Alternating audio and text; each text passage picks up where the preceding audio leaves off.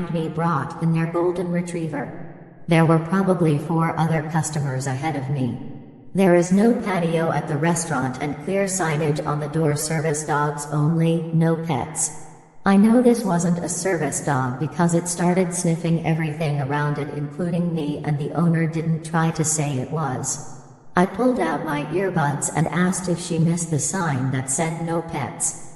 She tells me she isn't eating here and planned to be in and out. I told her that didn't matter, this place doesn't allow pets, and told her she should leave.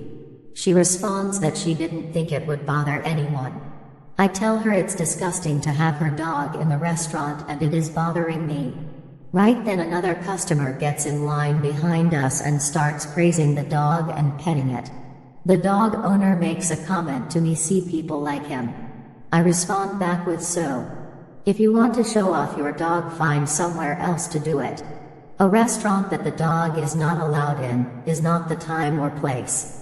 I ended it with a "Get the fuck out, like seriously, you are being rude." She left.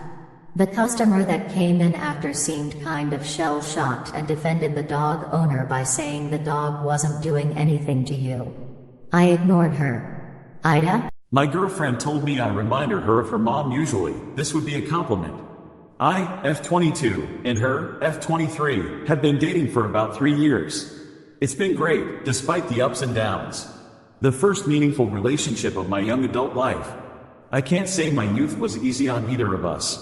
Both of us have our share of family issues. She has a lot of trauma. As do I. As a teen, I was mixed up with a bad crowd. I saw death. I was addicted, and violence defined my life. Eventually, my dad's death made me climb out, but the substance abuse didn't stop. The final push for me to stop walking to a cliff was my best friend's suicide. I've been on a path up since. I left my shitty home city and began to work on myself. Put the shit behind me. I met her, and it was great.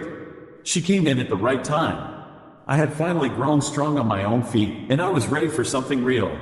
But, as time went on, I suppose I became more honest about my past. My PTSD, the occasional episodes that got left over from what I went through, it reminds her of her abusive mother. It always had. And I feel horrible. I wish she told me. I wish I could have navigated this somehow. I'm so fucking tired of hurting people.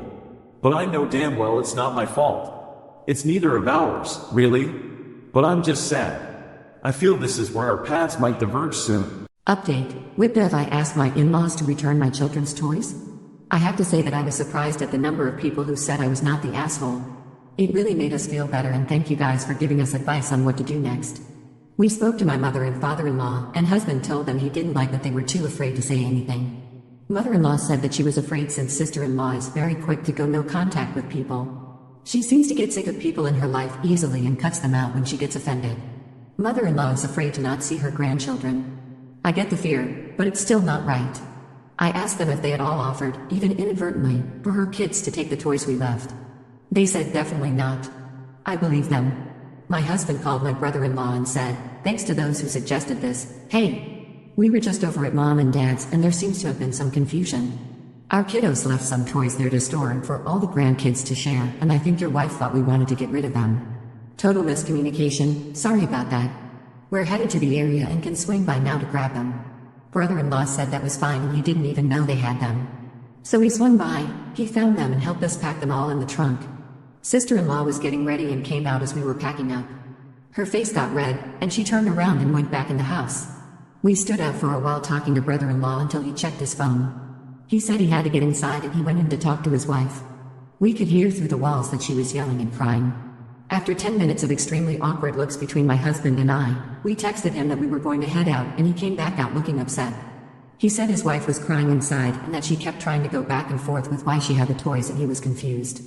We just played them and said that our kids couldn't find the toys we left when we went back and were told that you guys had possibly accidentally taken them.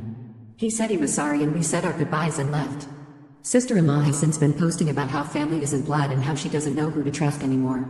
I'm sure it will blow over one day. We also spoke with our children about how kind they were to want to share with their cousins. That we are a kind and giving family, but that doesn't mean that we let people take advantage of our kindness. That we understood that these were given to stay at Grandma and Grandpa's and how upsetting it was that they weren't there, but that it was maybe a misunderstanding and Mom and Dad got them back now. I think they are too